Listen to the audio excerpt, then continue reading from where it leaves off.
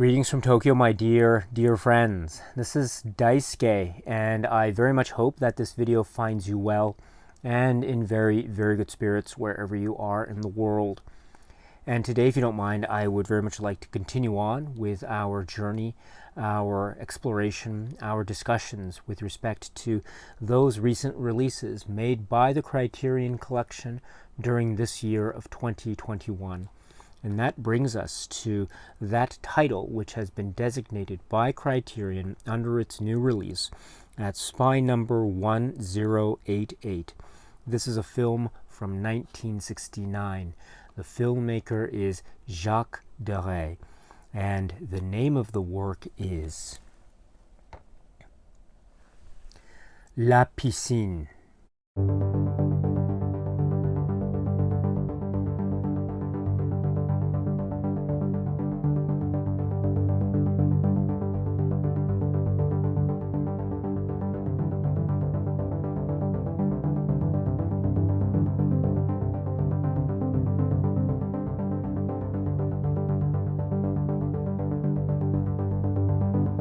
This is the work from 1969, and it has such a brilliant cast. Alain Delon and Romy Schneider and Maurice Ronet and Jane Birkin and others.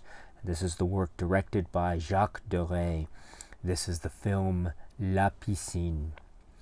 The story or plot of La Piscine, I think, can be described in terms of its characters and relationship dynamics. This is a film that is so about these dynamics and how they change, how they are effected, how they are transformed, how they are revealed to be some things that perhaps they were not identified as being prior to that act or that event of illumination, and thus paving the way for a type of psychological portrait drama that is filled with so many tense and sinister moments that at the same time can be described or perhaps can be in parallel with moments of sensuality, of desire, of a sense of type of tension that maybe is soft-spoken, yet it is obviously there. It is hidden beneath the surface, but always perhaps ever so close to bubbling up to the fore. We have these swings between the various poles of tension, as it were, and it makes for one heck of a piece of suspense thriller cinema. This is the work La Piscine. To be more specific with the plot, this is a story that can be said to be about these relationships. One of the key relationships is that between the characters of Jean-Paul and Marianne, the characters that are portrayed by Alain Delon and Romy Schneider. And when we start the film, we see them in this particular location in the south of France. And we have this villa house architecture location, complete with its own swimming pool, the beautiful locales and the almost secluded nature of this luxury point, this beautiful point in the world, and the swimming pool as well, La Piscine, the word that is the title of the film, which translates into English as pool or swimming pool. And here we have the setting, the backdrop for this highly charged, very sensual, sexy, erotic in terms of the presentation of this character and relationship dynamic between this particular couple, or the Romy Schneider character and the Alain Delon character. And slowly we are introduced to various bits of information that are in regards to each of their, say, backgrounds, or each of their, say, psychological or emotional concerns. And this layering or this revelation slowly, bit by bit, becomes even more revealed when we get the other main characters that are introduced into the drama, and this is Harry and Penelope. And these are the characters. Harry is played by Maurice Ronet, and Penelope is played by Jane Birkin. and they portray father and daughter with their own quite intriguing and very ambiguous relationship in terms of how it's presented and how it is described when they do encounter and meet the Alain Delon and Romy Schneider characters, Marianne and Jean-Paul, in this particular location. And we understand that they have a history with each other, they know each other from the past, and therein lies further sources, if you will, of revelation of detail as to the backgrounds of these characters, who they are, how they know each other, where they are coming from. And it is this network, this web, if you will, of intersection and interconnection and the lives of these people as they have known each other from years past, sometimes quite intimately, as we will soon discover. And it is through this revelation of detail and background and a type of, say, outlook or reasoning as to why it is they are where they are at a given moment in time. This is what sets the stage for a type of potential, almost explosive, emotional type of turmoil that will erupt in some kind of act or acts of violence and savagery, or at least the potential is there. And thus is the source of the great and quite intricately layered tension and suspense and mystery, as I say, combined with the sensual and the erotic and the sexy and the alluring and the sort of the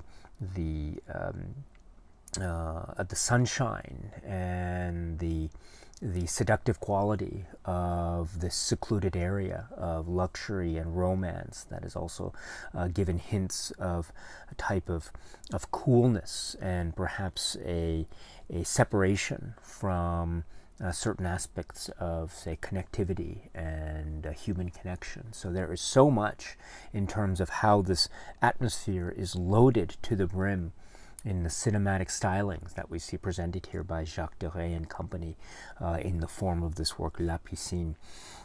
This is, of course, I think, one aspect of the film, because in the interactions of these particular characters, we do see also maybe hints, or maybe more than hints, maybe more directly than that, ideas of class and class background, of finance, of the idea of personal success, personal failures, and how these successes and failures are represented or manifest themselves in this kind of environment, which is very much an environment that is based on a sense of class-based materialism. And it is not just expressed, it is also in many ways kind of celebrated. And that class-based materialism is also finding its link in the styling, the visual style of the film itself, which has the sheen of a type of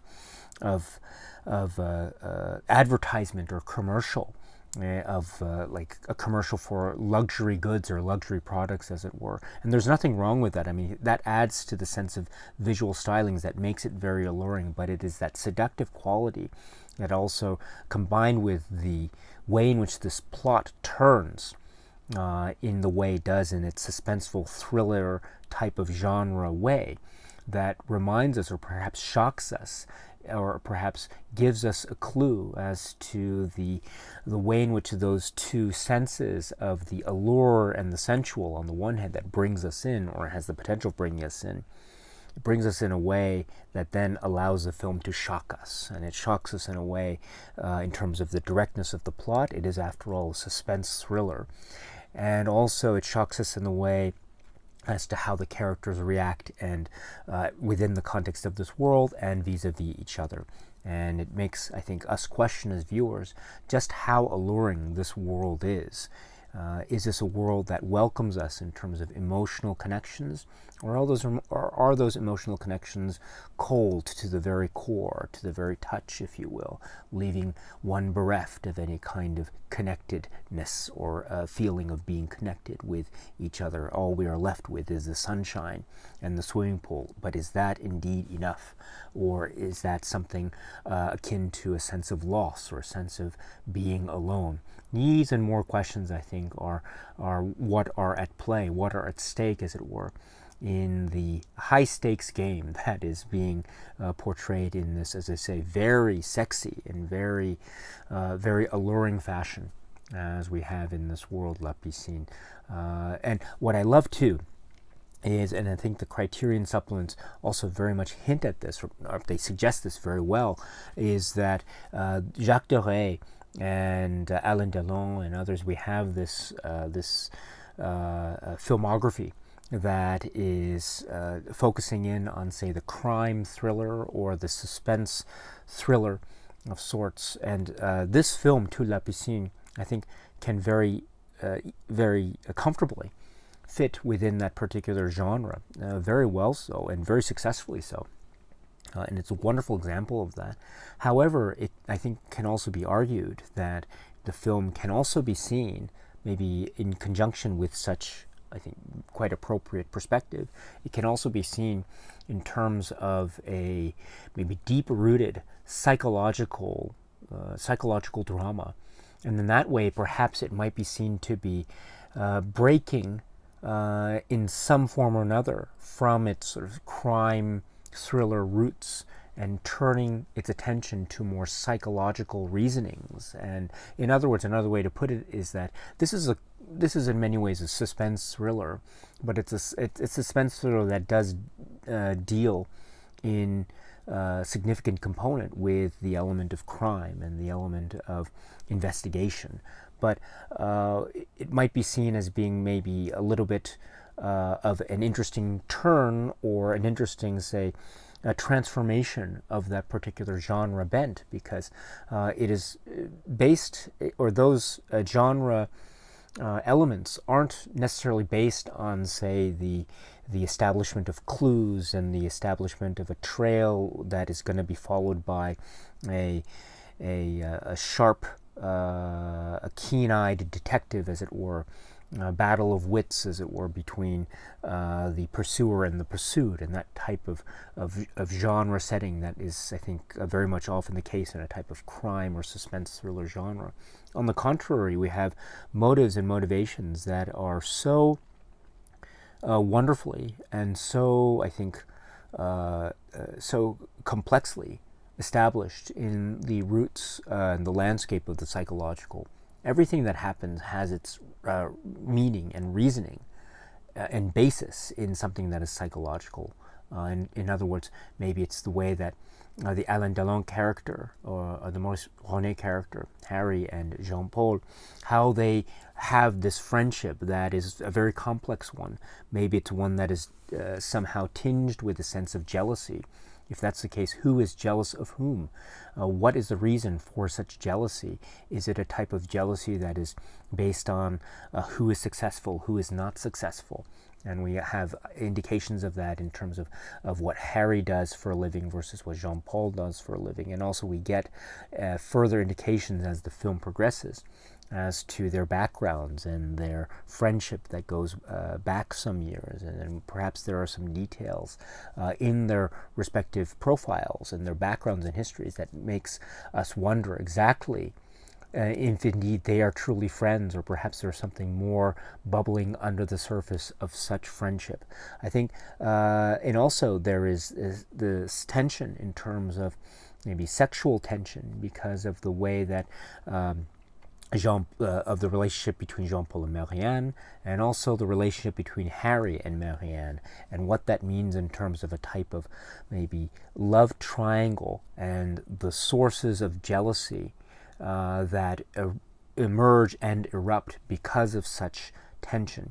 And the tension is, I think, further made complex or complicated by the character of Penelope, or Pen, the Jane Birkin character, who is the daughter of Harry, but we understand, or we can sense already, that there is a real sense of sexual tension that is in the air in terms of the Alain Delon character, Jean-Paul, and the Jane Birkin character, and how that affects the relationship between Alain Delon and Romy Schneider's character, and also the very complex, quite potentially quite disturbing as well, the implications that are hinted at in terms of the relationship dynamic between Harry and Penelope, or the way in which, say, Harry views Penelope, and the maybe resistance that is hinted at in terms of how Penelope reciprocates or doesn't reciprocate the same types of views towards her father, etc., and how that might add to the further tension that might seem to lead to some kind of inexorable conclusion, whatever that conclusion may be, slowly but surely.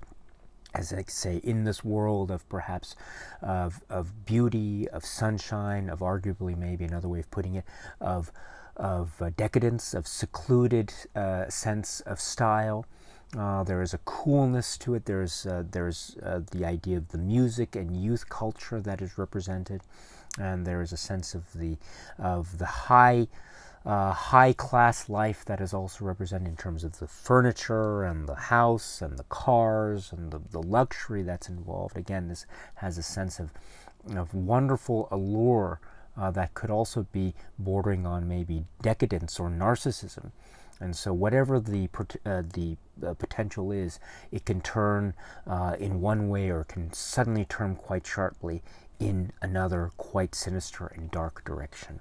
And that is, I think, part of the tension, or indeed one of the great sources of tension that really holds this film together, La Piscine, in a way that still grips, that still captivates, that still gives a sense of the mysterious, and also the sense of that tension that finds its release in the beautiful, the everyday, and also the shadows, and also the intimate, and the way that expression and that explosion finds release, finds expression, whether it be in the intimate, emotional relationship dynamics between Romy Schneider and Alain Delon, or maybe the relationship dynamics between Alain Delon and Maurice Ronet, or maybe those dynamics between Alain Delon and Jane Birkin's character, or maybe Jane Birkin's character and Romy Schneider's character, etc., etc.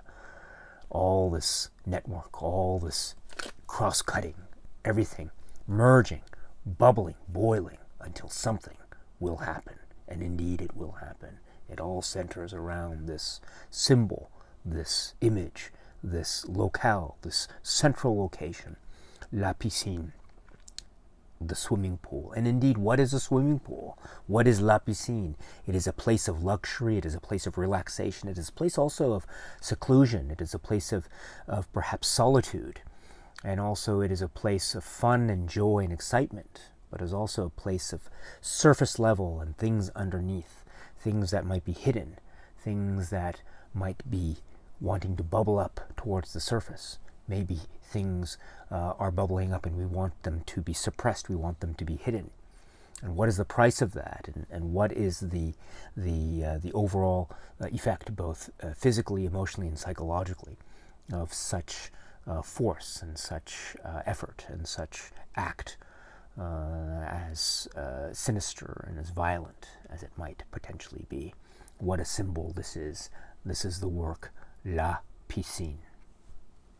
The Criterion Collection has released this film, La Piscine, on this Blu-ray. It's by number 1088, purported to be based on a 4K digital restoration with uncompressed monaural soundtrack. It sounds great. This feels, you can feel the sunshine, you can feel the air, you can feel the atmosphere, the tension, and everything of the sort. And that's really important with all films indeed, but in particular with a film like La Piscine.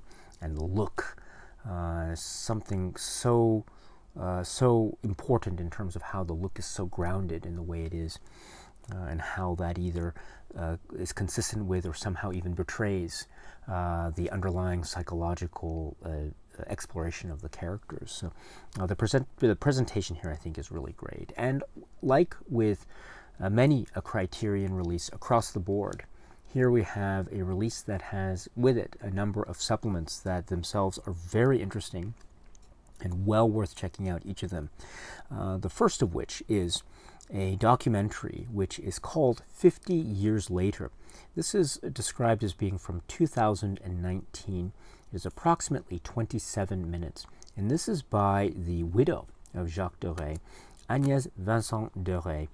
And this is a gathering of interviews or participants who have direct relations with the making of this film. So that includes the writer Alain Page, Jean-Emmanuel Conil, and also Jean-Claude Carrière and Alain Delon and Jane Birkin. And so they talk, each of them, about their participation, how they got involved.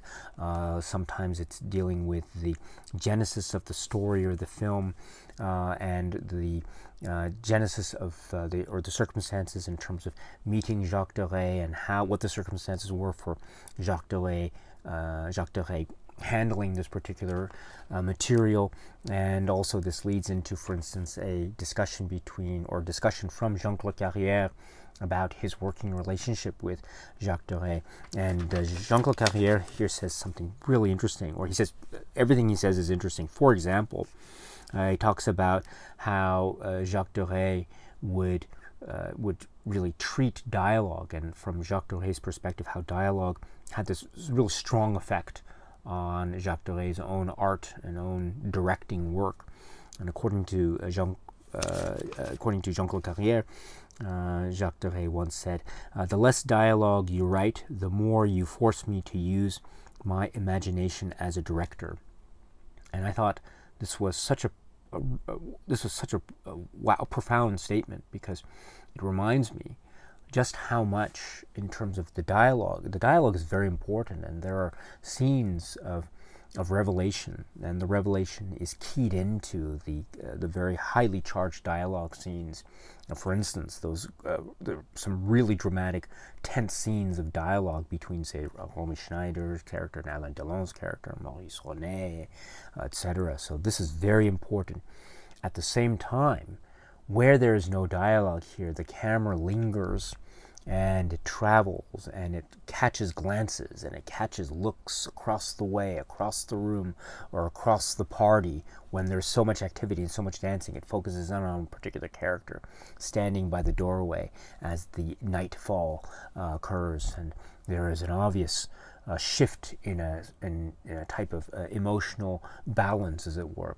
This character might seem out of place or maybe wandering off, and so this is all, or the camera focuses in on a sense of passage of time, or the lingering in on a particular set piece or a design or a look or a glance or a pose or a particular piece of furniture or an interaction, maybe a fashion design, etc., some kind of detail. And so what that balance is between the spoken word and the visual flair, I think, is so keyed into the success, or one of the aspects that makes this film La Piscine so successful as it is. And so this comment by Carrière, I thought, was really brilliant, very, very brilliant.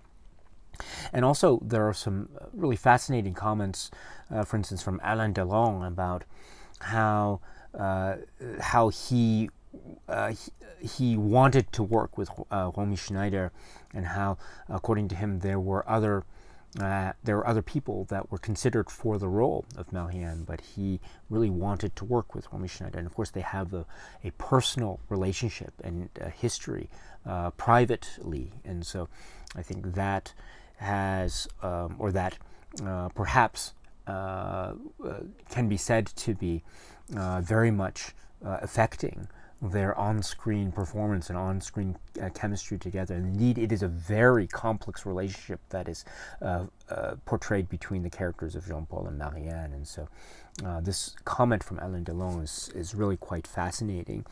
He also talks about the idea of how it seems to be capturing a sense of the claustrophobic atmosphere, the huis clos, without walls, which I thought was such a brilliant way of describing it. The sense of the claustrophobic without the walls. It was an emotional or psychological claustrophobia, and thus that is a really brilliant way to describe the fact that this is a psychological portrait drama, where the intensity is turned up so intensely, and so that makes for, I think, very compelling viewing indeed. And also the idea of how sometimes you have direct lines of dialogue and also indirect lines of dialogue, how little clues that are hinted at or hint at things that might lead to potential sinister things. Again, the idea of things bubbling up to the surface but still being subdued, being suppressed even. And so that also leads to this idea or the symbol or the image of the swimming pool so brilliantly, I think. Jane Birkin, she speaks about the circumstances that led to her involvement in the film, and this has some bearing, some very significant bearing and consequence with the relationship that she has with Serge Gainsbourg. And she mentions this as well in her own comments. And she talks too about working on the set, working with Jacques Deray, and she mentions it in her own words that it wasn't always excuse me, there were good moments and there were bad moments. And she does mention some moments where she thought maybe they weren't so good, but then she also mentions what she describes as being some good moments. And for instance, the relationship that she had with Romy Schneider on set, and how this really helped her in a lot of ways. And so I found this was really great. And also she speaks about how this involvement or participation in this film had some very significant consequences for her personal life as well. And I go back to the comments that she makes about her relationship with Serge Gainsbourg. So these and other reasons are very fascinating, really quite insightful. And then returning to Alain Delon, he has some very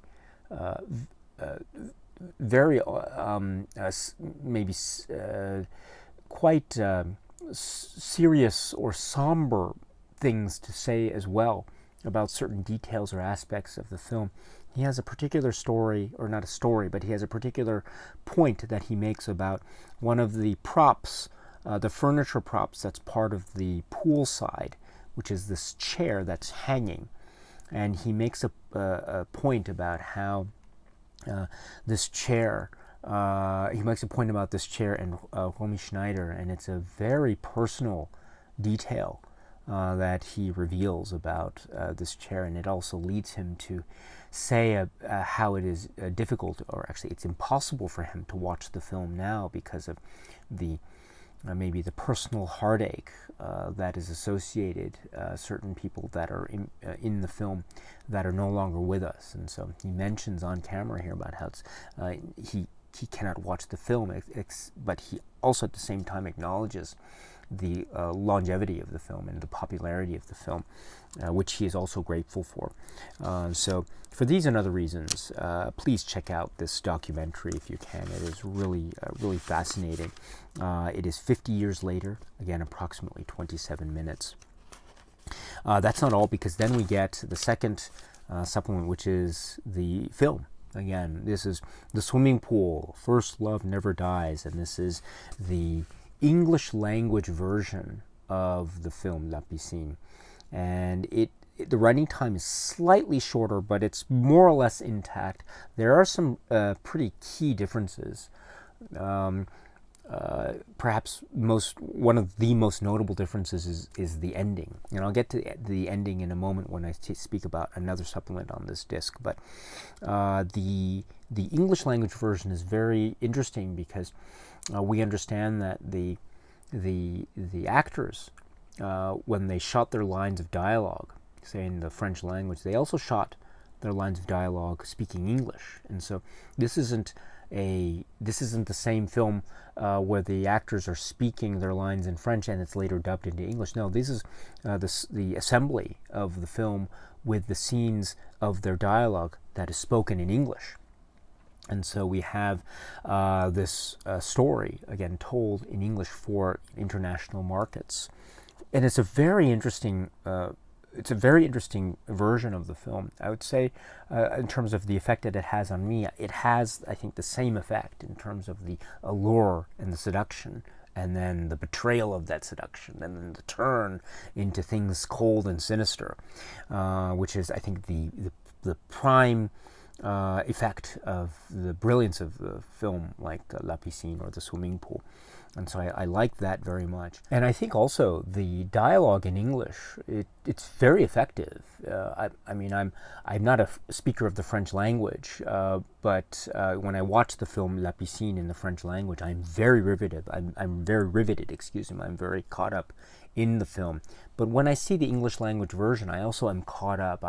I think the performances are fantastic in either this English language version or the French language version, and they carry themselves so well. The performers and the characters really have this presence, and the tension is still there and alive and palpable.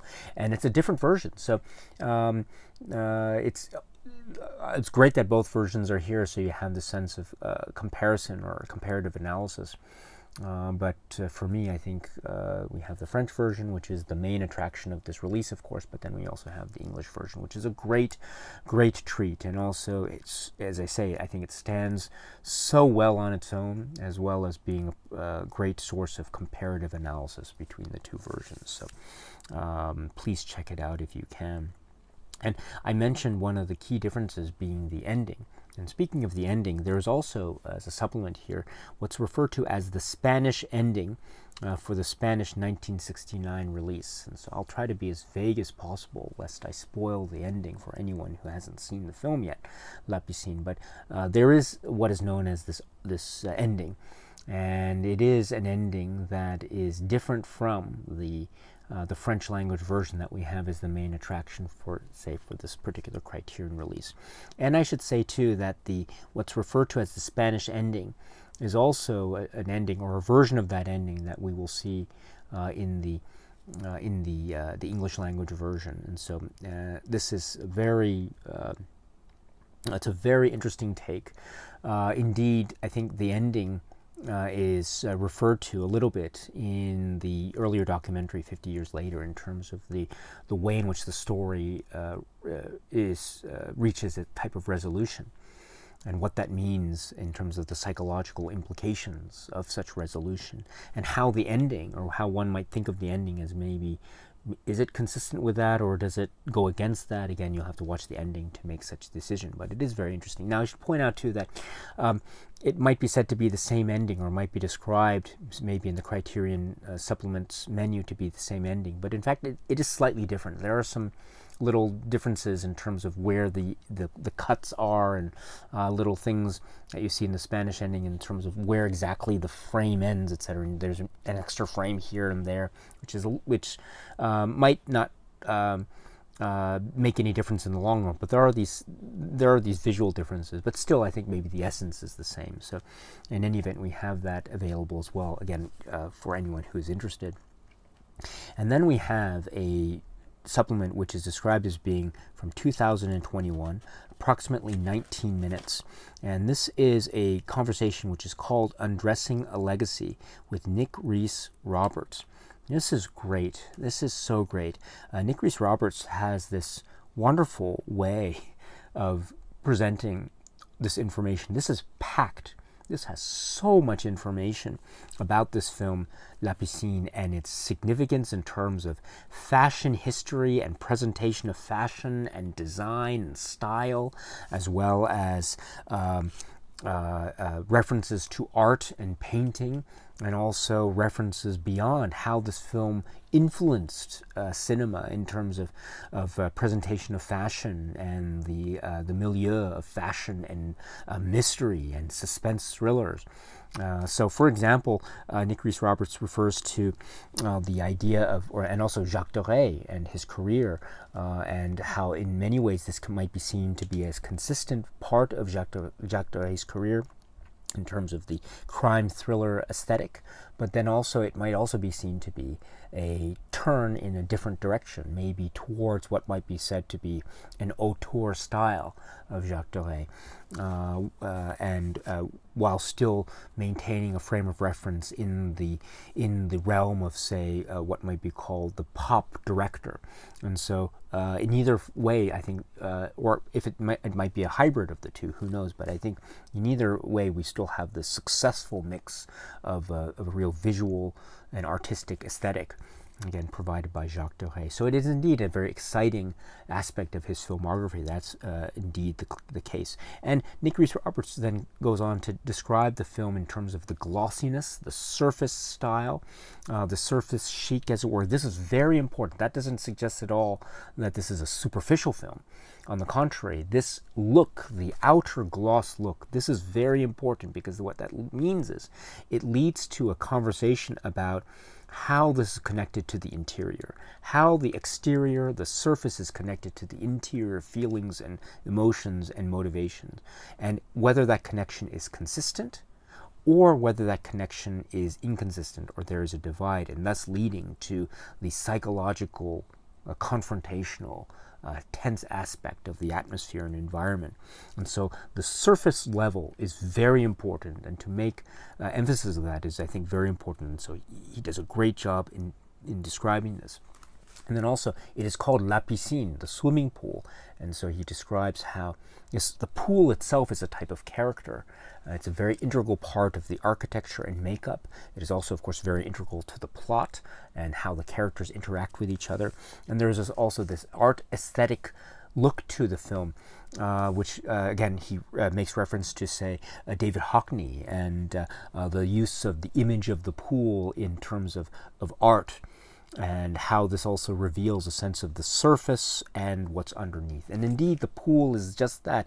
There's a surface and there's what is underneath. So really great. And again, this is an interesting link to David Hockney, A Bigger Splash. There's going to be a mention of Luca Guadagnino a little bit later in this conversation. So that's an interesting little connection there as well. But and then he talks also about this film in the context of consumer culture, the rise of consumer culture and 60s consumer culture, French consumer culture.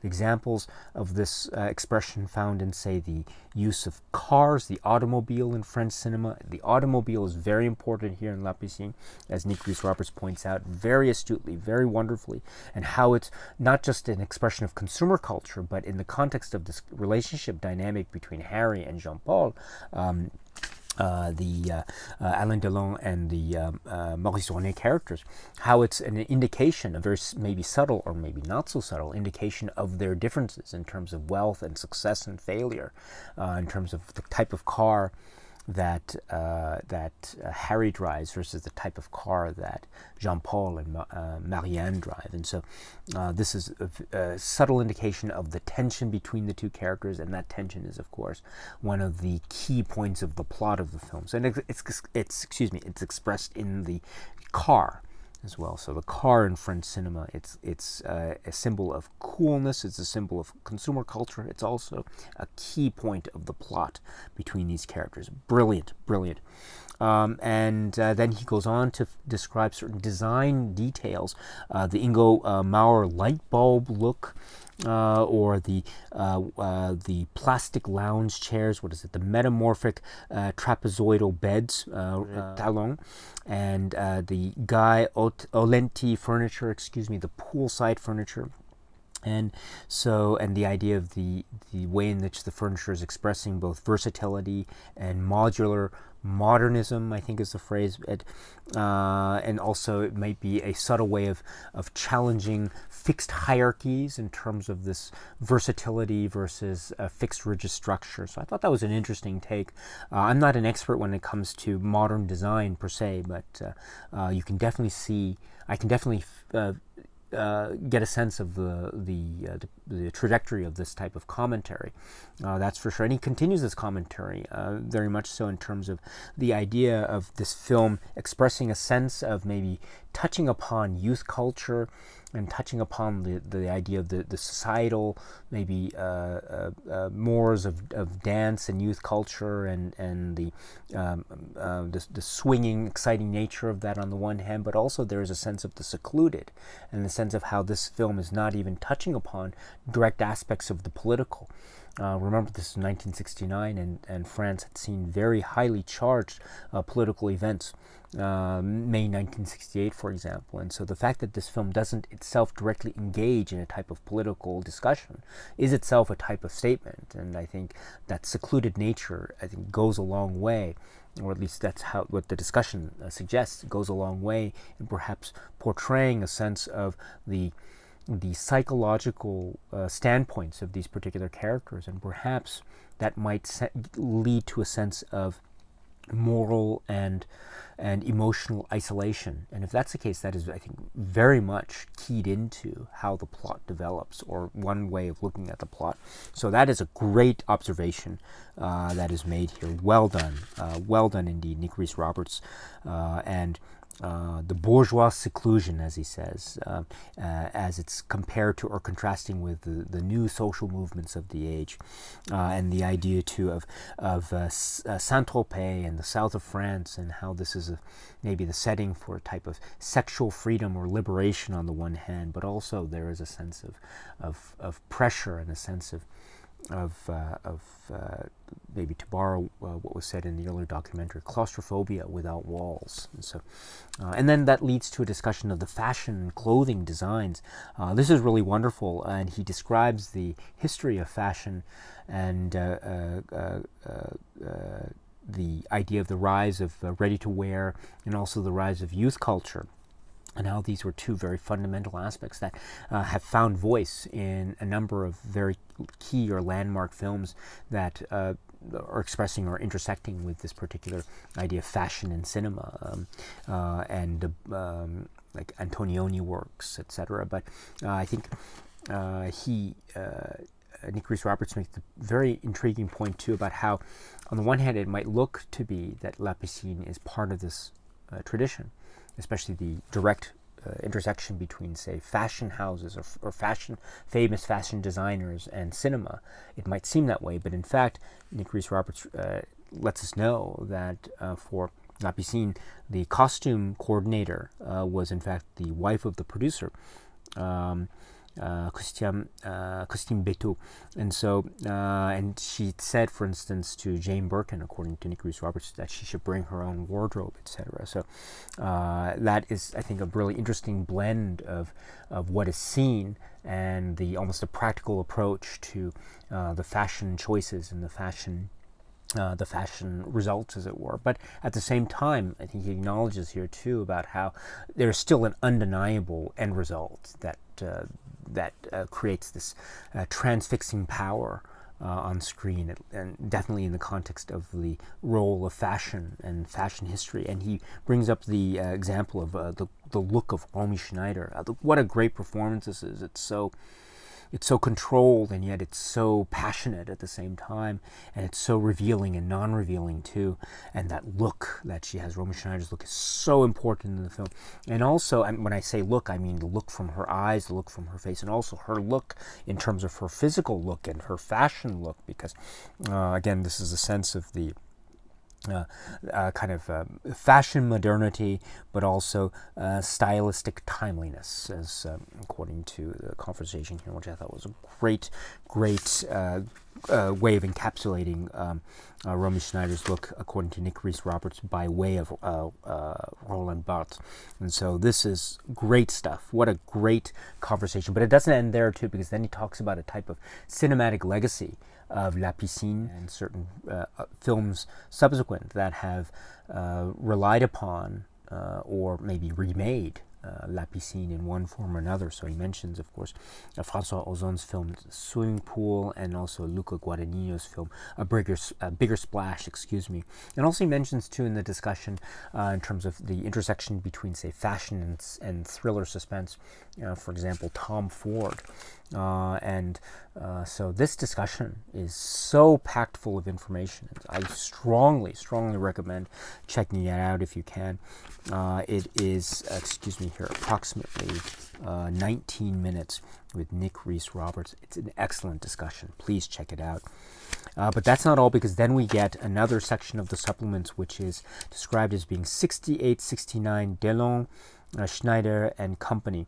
This is approximately 15 minutes in total. This is a combination of archival footage and promotional material, promo material, and interview footage. We have some footage at the airport and on set, so this is prior to and during the shooting of the film. And then we have interview or maybe snippets or footage of interviews with Maurice Ronet and Jacques Deray. And then we have an interview after the fact with Romy Schneider. This is after the fact. It's described as being after the film was made or released. And this is in German. And so each of these components is really fascinating. For instance, the footage at the airport, we see the reunion of Alain Delon and Romy Schneider, and it's very emotional, especially when one recalls the personal history and background between these two individuals. And then there's this way in which Maurice Ronet and Jacques Deray are speaking, and the Romy Schneider interview is so brilliant. So her comments are amazing. So please check out this assembly if you can. It's wonderful. And then the supplements end with trailers, one French language and one English language. Well done for being able to include those. And with that, the supplemental package is what we get with this particular release. But then we have the presentation itself. I've taken the liberty of taking out the leaflet. It is the fold-out booklet type. It's not a staple type, so that's okay. But it would have been nice to have a staple booklet for more robust writings inclusion. But what we do get is the essay, Savage Water, Jessica Kiang. And again, another great essay. Please read it, maybe after you have seen the film. When you've seen the film, I think you are in for a treat with this essay. It goes into the great balance between the thematic, say, or similarities between this film and, say, other films starring Alain Delon and others, and Jacques Deray's career, and also the trajectory of the themes and character developments of this film, etc. Well done. Great essay, Savage Water. Really well done. And so with that, this is the release of the film La Piscine. A fascinating, very... It's hot, it's cold, it's sexy, it's sensual, it's also dangerous, and it's alluring, it's also savage. It's all these things that might seem contradictory, but that's the point. And that's the point. It makes us feel on edge. It gives us that sense of tension, whether that tension is a suspenseful, almost dread, or if it's a sense of sexual energy tension, wherever the sources may be. This is a film that is encompassing so many things at once.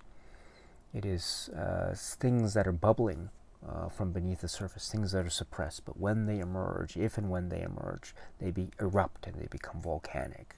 And what results from that is the great sort of unraveling, as it were. Things that are built up and then fall down, and what are the consequences of such actions, such events, such things that we see portrayed in this film, La Piscine. Okay, my friends, so that's it for now, and so until we meet again, please be happy and healthy and well, and please keep on watching a lot of great, great movies. Thank you so much, as always, for your time. I very much appreciate it. Stay strong, stay safe, and cheers.